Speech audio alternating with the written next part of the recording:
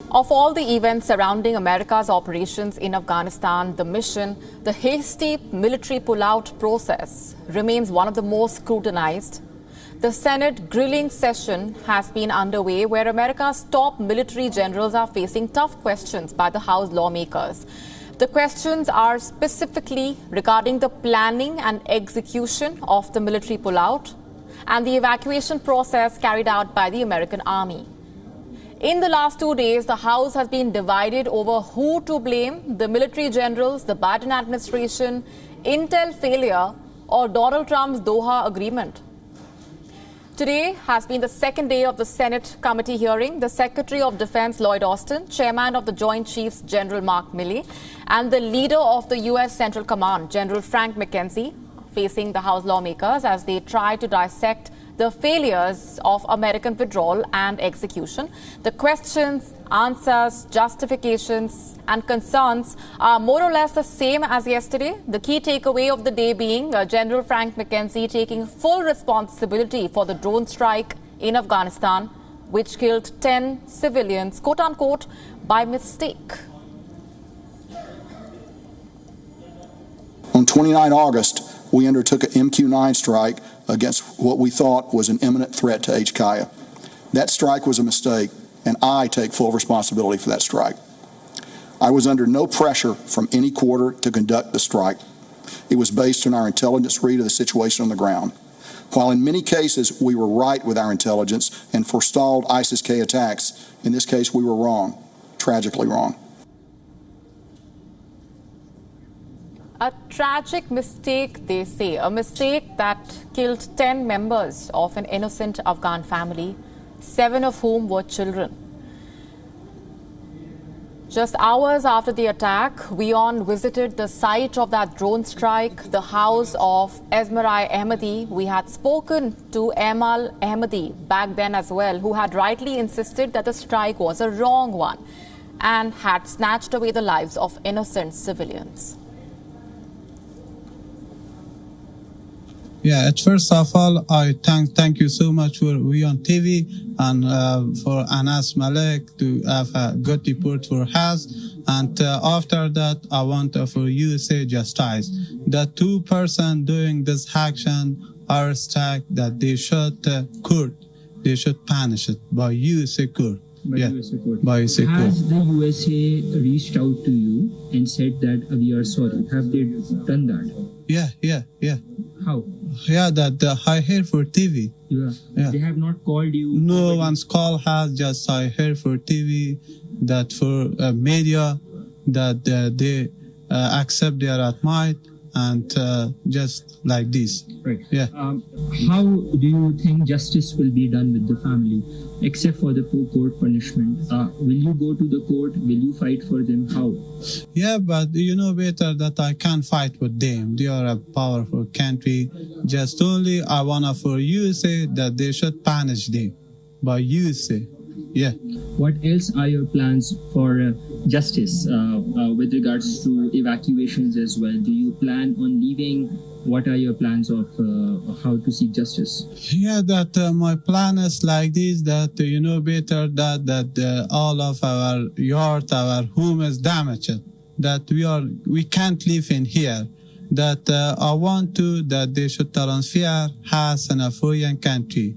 And also the USA should pay compensation for us. Monetary compensation? Yeah, money compensation, yeah.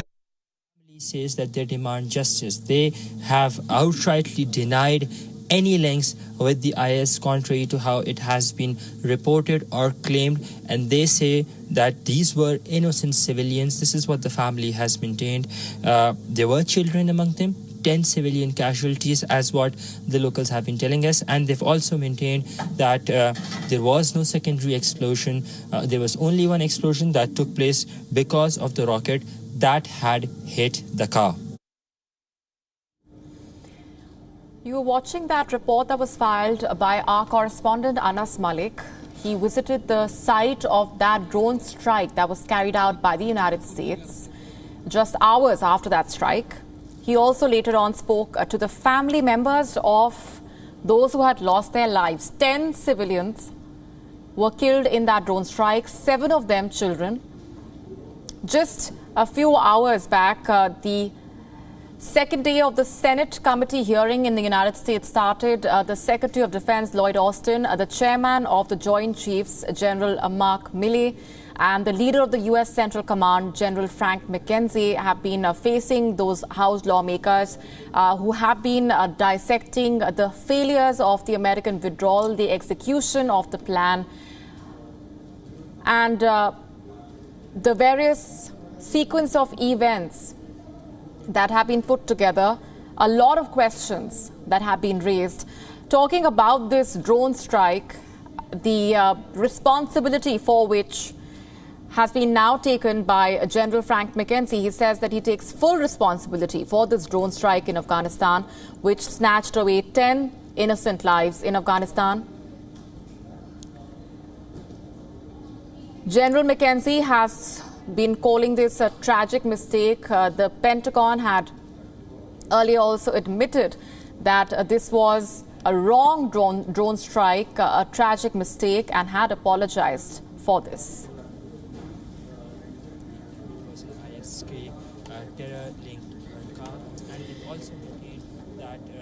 The key takeaways from that testimony, meanwhile, have been several.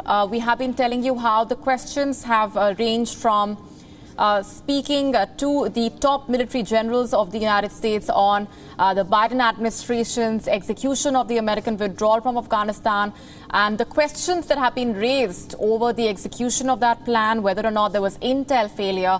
Let's get in our correspondent, Anas Malik, who's now joining us live on the broadcast. Anas, we have heard in General McKenzie, who has taken full responsibility for this drone strike. You were present at the site of that strike and were also speaking to the family members.